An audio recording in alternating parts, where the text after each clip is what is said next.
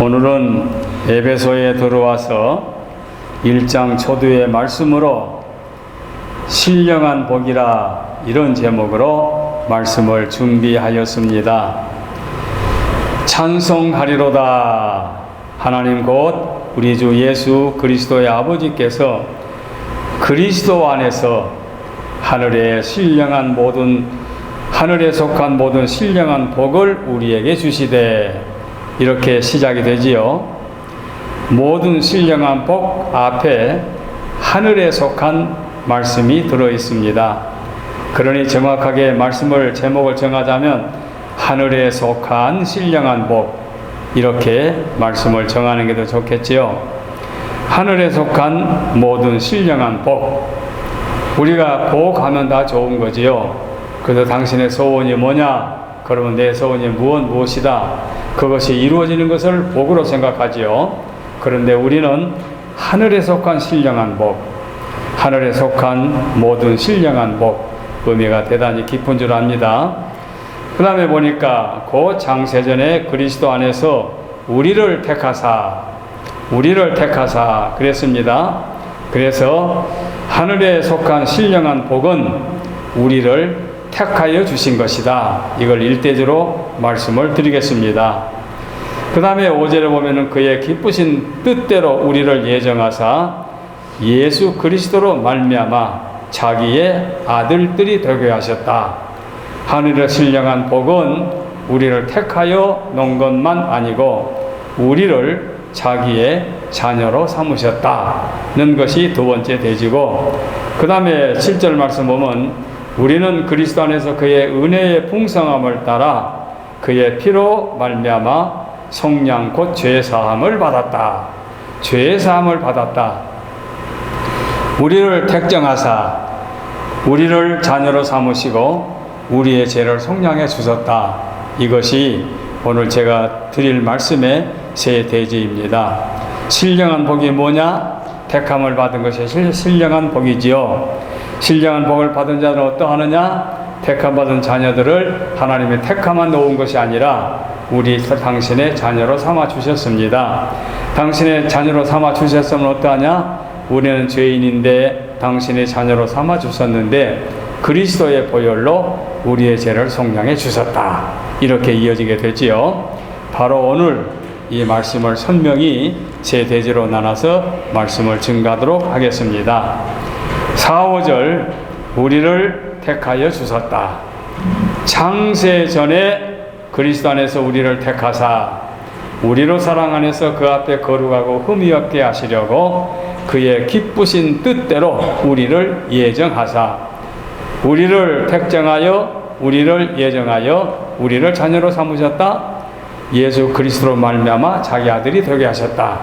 이게 4절 5절에 기록된 말씀이죠. 여기서 우리가 택함을 받았다는 것이 오늘 일대지인 것입니다.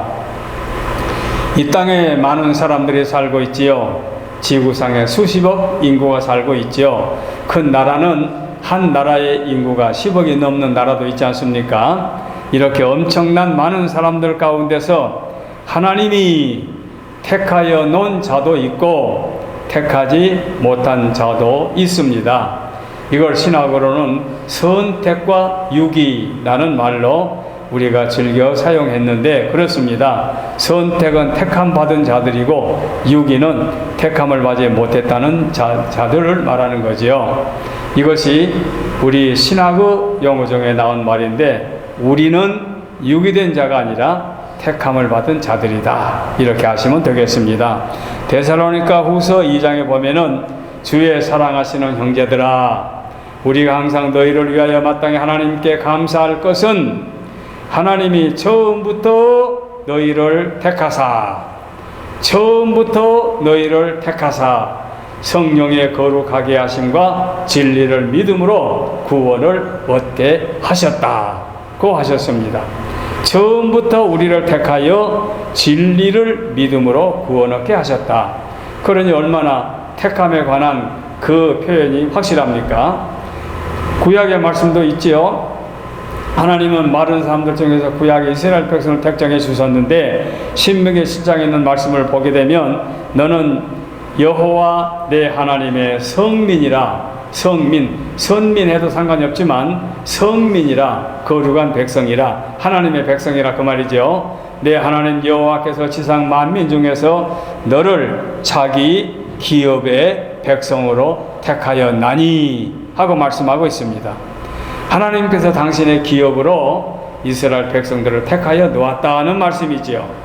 신약 성경 갈라디아서 1장에서도 하나님께서 우리를 택할 때 모태로부터 택하였다. 어머니 태중에서부터 택함을 받았다고 말씀하지요.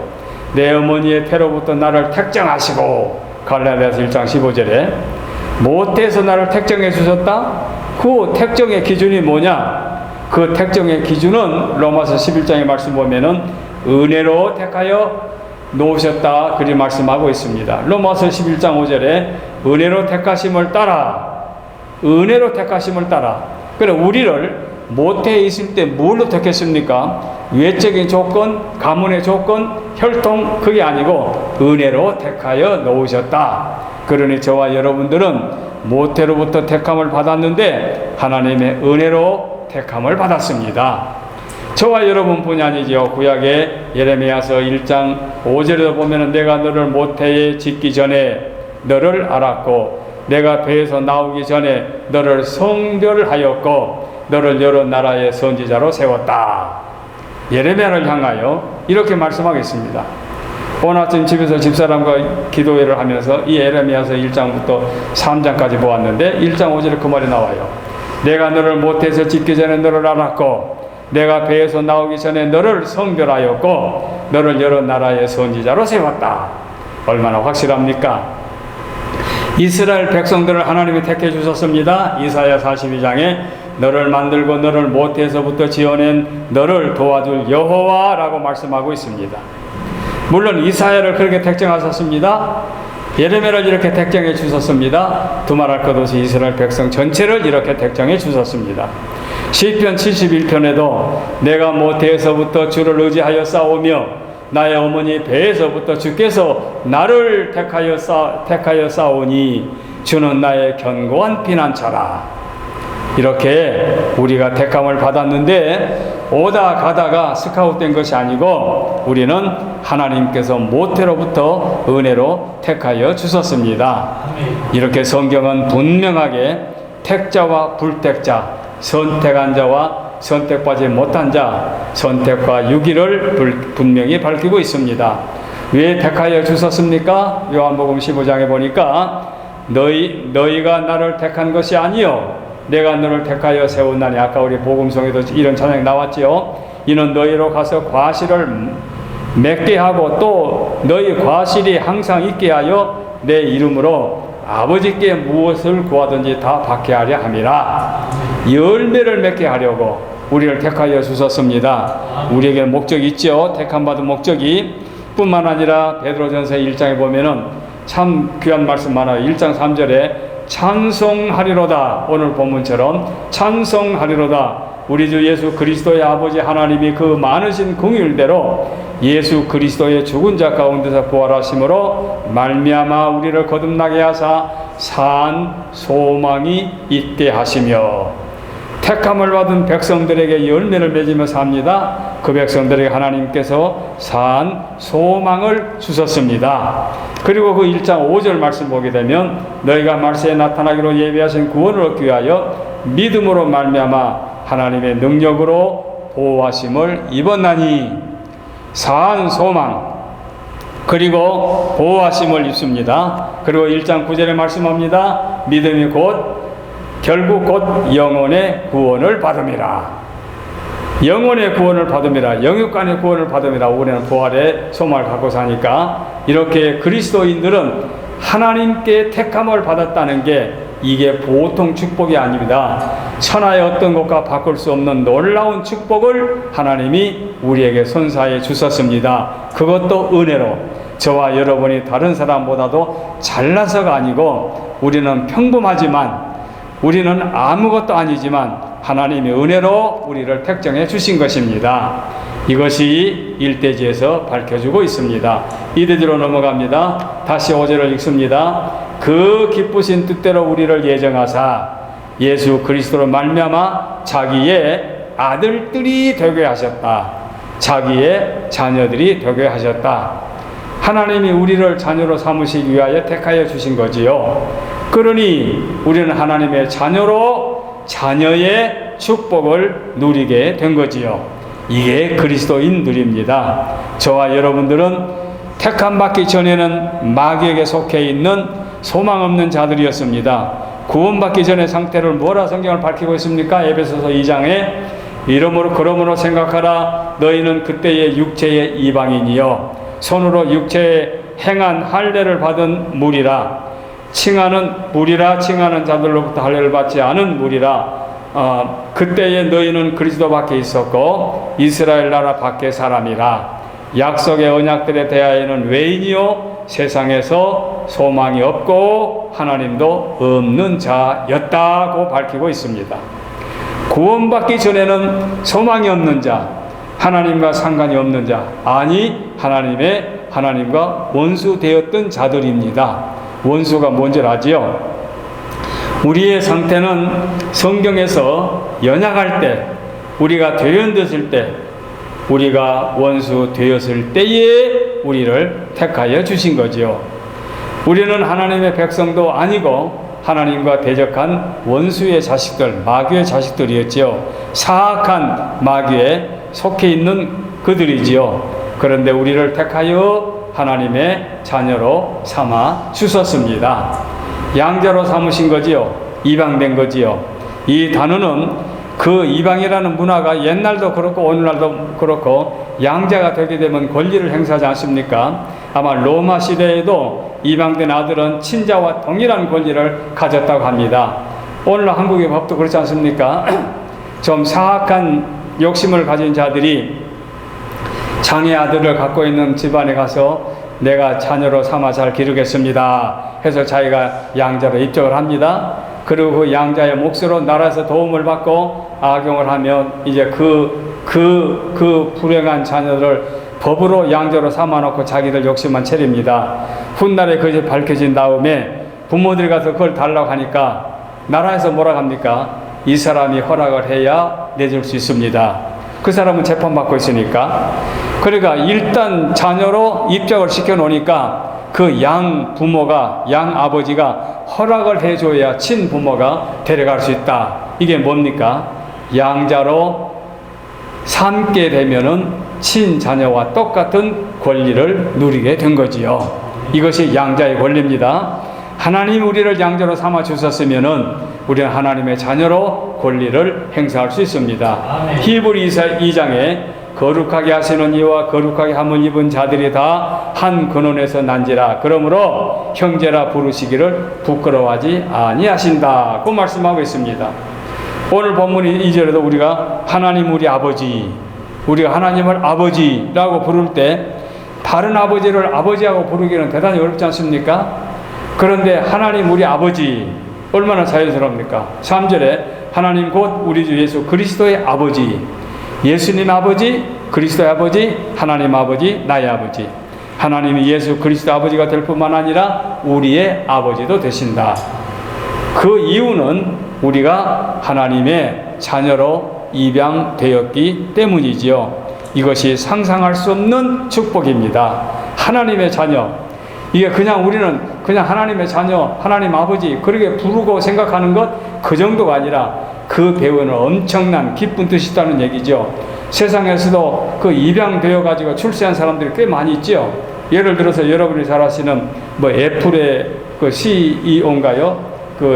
뭡니까? 스티브 잡스. 네, 스티브 잡스 그 사람도 55년 2월 24일에 이 아래 캘리포니아 주에서 샌프란시스코 태어났는데 기독교 신앙을 가진 그 농부의 집안, 농부이면서 기독교 신앙을 가진 농부의 집안에서 태어났는데 농부인 양부모에게 이제 입양이 되었는데 그는 성인이 되어 정치학 교수가 되기를 정치학 교수인 친아버지, 그 대화 치료사인 친어머니, 친부모의 작가인 그 여동생을 알게 됐지만 교류를 거의 하지 않고 양부모 밑에서 이제 자랐다고 그러지요. 그러고 난 다음에 3살 때 아버지 직장을 따라 사우스 샌프란시스코의 그 산업단지 근처 그 주택으로 이사를 했고, 거기에서 전자회사 사람들과 만나서 자연스럽게 애플 공동 창업자인 스티브 워즈니악인가요? 그 사람을 만나가지고 그 창업자가 되었다고 그러지요. 그렇게 양자로 입양이 되어가지고 세계적인 인물이 되었다. 여러분이 잘 아시는 그 유명한 배우 중에 마릴린 멀런가요? 이 사람은 1926년 6월 달에 태어났는데, 그 LA에서 태어났는데, 어머니 글래디스 펄 베이커 씨는 이혼한 몸으로 딸을 홀로 기를 수 없으니까 딸을 다른 사람에게 맡겨놓고 가끔 가서 만나기만 했다고 그러지요.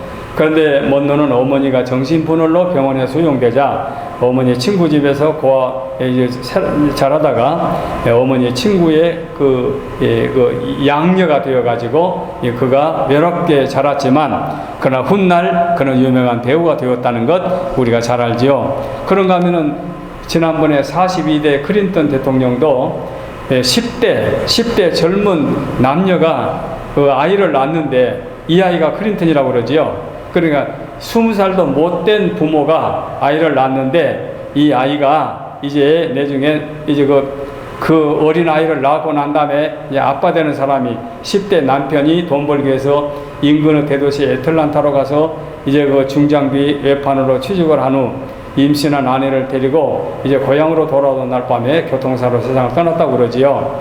그리고 난 다음에 아내를 이제 일을 얻고자 어린 아들을 자신의 부모님에게 맡기고 병원에 취직한 후에 자동차 판매상으로 그 아내가 이제 홀로 아이를 길렀는데, 그 아이가 4살인 그녀의 아들은 새아버지에게 입양이 되었고, 입양된 후 그는 훗날 성장해서 한 나라의 대통령이 되었다.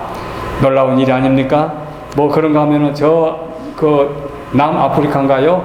남아프리카의 그 최초의 흑인 대통령이자 흑인 인권운동가 넬슨 만델라라고 하는 그분도 1918년 7월에 남아프리카의 그 트란스케이 움타에서 태어났는데, 그 템부족 추장의 아들로 태어난 그는 대추장의 양자로 입양돼 대학 교육을 받을 수 있었고, 그가 변호사가 꿈이었는데 그렇게 꿈을 이제 법률 공부를 매진하다가 훗날 경찰의 흑인 학살에 이제 그 문제를 삼고 비밀 군대를 조직하여 무장투쟁을 하다가 잡혀서 27년간인가 감옥에 옥살이 하다가 세계 인권 운동으로 많은 상을 받았고 내중에 세계적인 인물이 되었지요. 이런 사람을 찾아보면 얼마나 많겠습니까? 한국에도 전쟁에 양자가 되어가지고 유명한 인물 중에 한 분이지 않습니까? 수원에 있는 김정한 목사님 같은 분이 그 1934년에 수원에서 출생했지요. 그때 이제 6.25 동란 때 청년이었는데 미군들을 상대로 구두 닦기를 하다가 미군 군목을 만나게 되고, 군목에 구두를 닦아주면서 흥얼흥얼 찬송을 부르다가 네가 그렇지 않느냐 해가지고 이 군목에게 스카우트 되어가지고 결국은 미국에 그 한 미군 상사의 양자가 되어가지고 미국에 건너와서 밥 존스 그 침례교 신학을 공부해가지고 목산수가 받고 수원에 가서 목산수를 이제 목회를 하는데, 조용히 목회하던 그가 1973년 6월달에 빌리그람 목사의 그 대집회에 통역을 맡아가지고 일약 유명한 인물이 되지요. 그렇게 해서 기독교 선교에서 극동 방송에 그야말로 이제 그 대표자가 되어가지고 이제 미국과의 연결고리를 다시 맺게 되지요. 그런데 그때 지미 카터 대통령이 그 대통령 있을 때에 강력한 연결고리를 가지고 박정희 대통령, 전두환 대통령, 그때 미국에서는 독재자라고 하는 자들인데 그들과의 미국에서 천혜를까 전쟁 근거할 때에 김정한 목사님이 연결을 해가지고 이렇게 한국에 방문한 카터 대통령 여러분 아시죠? 그 후에 김영삼 그리고 이명박 그분들은 개신교의 장로들이지요. 장로들인데 그분들이 대통령 된 데 앞장을 서가지고 미국과 연결을 맺었는데, 그 정도가 아니라 문재인이가 대통령 출마를 하려고 할 때에 전혀 한국의 정국이 정말로 박근혜 탄핵으로만 혼란성에 빠져 있지 않았습니까? 이때 미국의 도널드 트럼프와의 관계가 아주 연결을 할 수가 없었는데, 그때에 이 김정은 목사가 빌리그람 목사의 아들 목사가 연결을 해가지고, 아들 목사가 클린턴의 그 보좌관이 되고 선거운동에 앞장서가지고 겨우 미국과의 연결이 되어가지고 전화할 수가 있었고 당선의 축하도 받게 되었다는 그런 얘기가 있지요. 이런 식으로 양자가 되어가지고 큰 일을 하게 된 걸 보면은, 우리가 하나님의 양자가 되었다고 하는 것은 이건 보통 축복이 아니지요. 저와 여러분이 하나님의 자녀가 되었다. 이것은 그냥 예수 믿으니까 내가 예수를 믿음으로 하나님의 자녀, 하나님의 아버지라 부른다. 그 정도가 아니라 이렇게 양자가 되었다고 하는 이 성경에 밝혀주는 양자의 축복은 다른 사람들이 상상할 수 없는 엄청난 축복과 권리를 누릴 수 있는 이런 은혜를 받게 된 것이 신령한 복이고, 그야말로 하늘에 속한 모든 신령한 복이라 말씀을 드린 것입니다. 하나 더 말씀드립니다. 7절로 내려갑니다. 우리는 그리스도 안에서 그의 은혜의 풍성함을 따라 그의 피로 말미암아 속량 곧 죄사함을 받았느니라. 그리스도 안에서 그리스도의 보혈로 우리의 죄를 속량함을 받았다. 한 가정의 부모가 고아원에 찾아가서 양자를 하나 선택을 했습니다.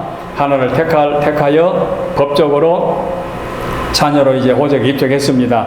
그러면 당연히 그 아이가 입고 있는 허름한 옷도 벗기고 새 옷을 갈아입히고 목욕을 씻고 깨끗한 몸으로 만들어 주겠지요. 깨끗한 마음으로 자기 자식을 만들어 주는 부모님의 심령과 마찬가지로 하나님께서 우리를 택하여 당신의 자녀로 삼으셨으니 이제 우리에게 남아있는 것은 뭡니까? 죄, 그놈의 죄, 그 무거운 죄, 이것을 속량해 주시기 위해서 속량 곧 구속이라는 단어로 우리를 죄에서 속량해 주셨습니다. 이것이 저와 여러분이 죄사함을 받은 그런 특징을 갖고 있습니다. 우리는 세상 사람과 별반 겉으로 볼 때 다를 바가 없습니다. 그러나 하나님이 보실 때 우리는 그리스도의 보혈로 죄사함을 받은 참으로 깨끗한 하나님의 자녀의 반열에 들어오게 된 것입니다. 요한복음 8장에 예수께서 대답하시되 진실로 진실로 내가 너에게 이르노니 죄를 범하는 자마다 죄의 종이라고 했습니다. 죄를 범하는 자는 죄의 종인데, 로마서 6장에 하나님께 감사하리로다 너희가 본래 죄의 종이더니 너에게 전하여 준 바 교훈의 본을 마음으로 순종하여 라고 말씀했습니다. 우리가 본래는 죄의 종이었는데 이제 우리는 죄의 종의 반열에서 믿음으로 순종하여 죄에서 자유함을 얻었다는 얘기지요. 그래서 베드로전서 1장 18절 이하에 보면은 너희가 알거니와 너희 조상이 물려준 헛된 행실에서 대속함을 받은 것은 금이나 금같이 없어질 것으로 된 것이 아니요 오직 흠없고 점없는 어린 양 같은 그리스도의 보배로운 피로 된 것이라. 은금으로 우리가 대속함을 받은 것이 아니고 그리스도의 보혈로 대속함을 받았다. 디도서 2장에 그가 우리를 대신하여 자신을 주심은 모든 불법에서 우리를 속량하시고 우리를 깨끗하게 하사 선한 일을 열심히 하는 자기 백성이 되게 하려 하심이라 했습니다. 그리고 계시록 5장에서 일찍이 죽임을 당하사 각 족속과 방언과 백성과 나라 가운데서 사람들을 피로 사서 하나님께 드리고 했습니다. 피로 사서 하나님께 드렸다는 것은 의로우신 하나님 앞에 깨끗한 제물을 드리는데 그리스도의 보혈로 깨끗하게 사함받아 하나님께 드렸다, 그 말씀이죠. 우리는 죄라고 하는 악마에게 모두가 다 쇠뇌당한 죄인들입니다. 그래서 죄인들이기 때문에 죄가 뭔지를 모르고 죄를 범한 거지요. 특별히 그런 사람들이 정치하는 걸 보세요. 얼마나 답답합니까? 그 자기 아닌 다른 사람이 볼 때는 그게 아닌데 자기는 그걸 옳다고 주장하거든요. 그게 죄의 결과 아닙니까? 그래서 법적으로 우리는 하나님의 자녀가 되었고 죄사함을 받게 되었다는 것, 이 자체가 참으로 놀라운 일이 아닐 수 없지요. 죄를 속량받았다, 사함을 받았다, 이것은 해결되었다는 얘기지요. 여러분, 저와 여러분의 인생 행로에서 모든 사람들이 무거운 짐을 지고 살지요. 그 무거운 짐이 환난의 짐, 고통의 짐, 무슨 질병의 짐, 번민의 짐, 염려 짐, 고독의 짐, 빈곤의 짐, 여러 가지 짐들이 있죠. 여러 가지 짐들이 있는데 그것을 한마디로 정리하게 되면 인간 세상에서 죄의 짐이다. 죄의 짐이다. 죄의 짐을 피할 수 없는 거죠. 그래서 누구든지 죄의 짐을 지고 그 죄의 짐에서 피할 자가 없는 거지요. 그래서 죄를 짓고 신음하는데, 그 좋은 번연의 철로 역전을 보게 되면 기독도 사람 이름입니다. 기독도라는 사람이 천성을 향해서 이제 길을 갑니다.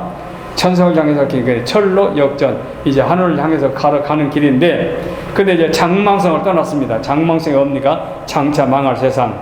장망성을 떠나서 천성을 향해서 가는데 무거운 짐을 어깨에다 메고 가는 거예요. 땀을 뻘뻘 흘리고. 근데 어떤 곳에 가서 그리스도의 십자가를 바라봅니다.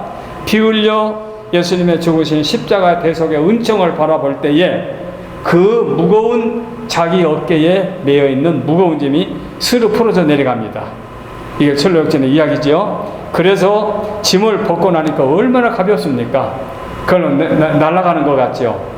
바로 이와 같이 죄의 짐을, 사함을 받은 것은 이 무거운 죄짐을 벗는 거나 마찬가지죠. 그래서 죄 사함을 받음으로 말미암아 우리가 하나님과의 관계가 회복되고, 우리는 하나님 앞에 두려움이 없게 되고, 우리는 하나님 앞에 나아갈 수가 있고, 하나님 우리를 사랑으로 영접하게 된 거지요. 저와 여러분은 이런 축복을 받았습니다. 바로 이 축복이 신령한 복이요. 이 축복은 세상에 속해 있는 복이 아니라 하늘에 속한 신령한 복이요. 이 복을 하나님께서 저희들에게 어쩌다가 준 것이 아니라 모태에서부터 택정하여 우리를 당신의 자녀로 삼으시고 이 복을 허락하여 주셨으니, 이 복을 마음에 간직하고 우리가 감사함으로 살아가는 것이 성도에 마땅한 본문인 줄 압니다. 아멘. 로마서 3장에 그리스도 예수 안에 있는 속량으로 말미암아 하나님의 은혜로 값없이 의롭다 하심을 얻었다. 값없이 의롭담을 얻었다. 로마서 5장 9절에 우리가 그 피로 인하여 의롭담을 받았나니 더욱 그로 말미암아 진노에서 구원함을 받았다. 히브리서 9장에 피 흘림이 없이는 사함이 없느니라. 피 흘림이 없었으면 사함도 없는데 피 흘림을 해 주셨기 때문에 사함을 받았다는 얘기죠. 구약 시대의 이스라엘 백성은 어떻게 그 환난을 면하게 됩니까? 문설주에 피가 있는 집은 하늘의 천사가 지나가지요. 왜 그랬습니까? 그 피를 보고, 그 피는 무슨 피입니까? 짐승의 피입니다. 양을 잡아서 먹고 그 피를 발라놨는데도 그 피로 말미암아 그 죽음을 면하게 됐습니다. 이건 무엇을 상징합니까? 장차 오실 예수 그리스도께서 인류의 죄를 대신하여 피 흘려 죽으실 것을 예표로 보여주신 거지요. 이렇게 구약시대의 모든 제도는 오실 그리스도를 상징하여 짐승의 피로 죄사함을 받는 그런 길을 하나님이 그때에 허락해 주신 거지요. 마지막 하나님께서 독생자를 이 땅에 보내주심으로 말미암아 저와 여러분이 죄사함을 받고 하나님의 자녀가 되었으니, 이 복된 반열에서 아무리 세상에서 힘들고 어렵고 곤고를 당한다 할지라도 하나님 자녀답게 흔들림이 없는 아름다운 믿음을 갖고 승리롭게 살아가는 우리 사랑하는 믿음의 가족들이 되시기를 바라서 오늘은 에베소서 1장에 있는 말씀으로 함께 은혜의 말씀을 나누었습니다. 기도하겠습니다.